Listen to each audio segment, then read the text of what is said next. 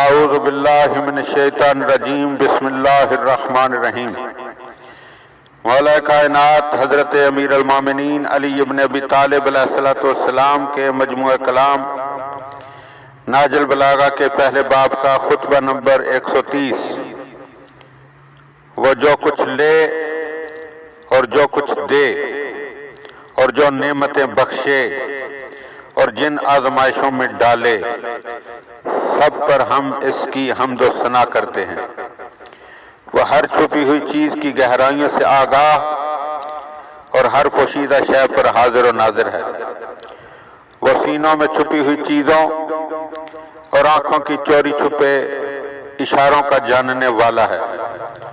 ہم گواہی دیتے ہیں کہ اس کے علاوہ کوئی معبود نہیں، اور محمد صلی اللہ علیہ وآلہ وسلم اس کے برگزیدہ بندے اور فرستادہ رسول ہیں۔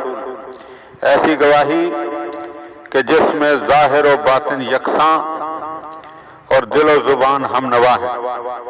خدا کی قسم، وہ چیز جو سراسر حقیقت ہے، ہنسی کھیل نہیں، اور سر تپا حق ہے، جھوٹ نہیں، وہ صرف موت ہے۔ اس کے پکارنے والے نے اپنی آواز پہنچا دی ہے، اور اس کے ہنکانے والے نے جلدی مچائی رکھی ہے۔ یہ زندہ لوگوں کی کثرت تمہارے نفس کو دھوکہ نہ دے کہ اپنی موت کو بھول جاؤ۔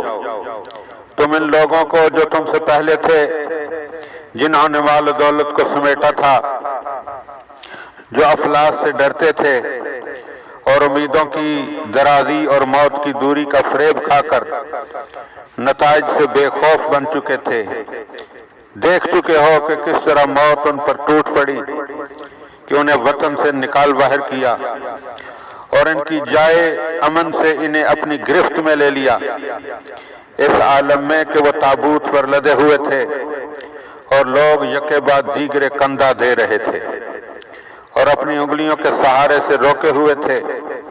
کیا تم نے ان لوگوں کو نہیں دیکھا جو دور کی امیدیں لگائے بیٹھے تھے، جنہوں نے مضبوط محل بنائے تھے اور ڈھیروں مال جمع کیا تھا؟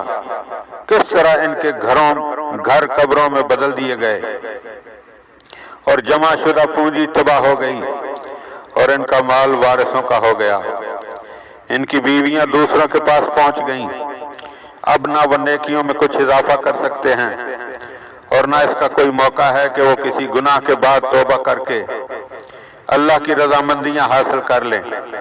جس شخص نے اپنے دل کو تقوی شعار بنا لیا، وہ بھلائیوں میں سبقت لے گیا اور اس کا کیا کرایہ سوارت ہوا۔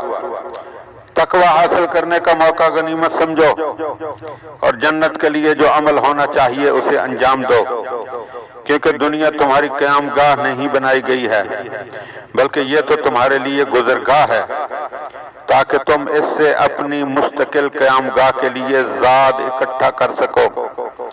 اس دنیا سے نکلنے کے لیے آمادہ رہو اور کوچ کے لیے سواریاں اپنے سے قریب کر لو کہ وقت آنے پر بآسانی سوار ہو سکو۔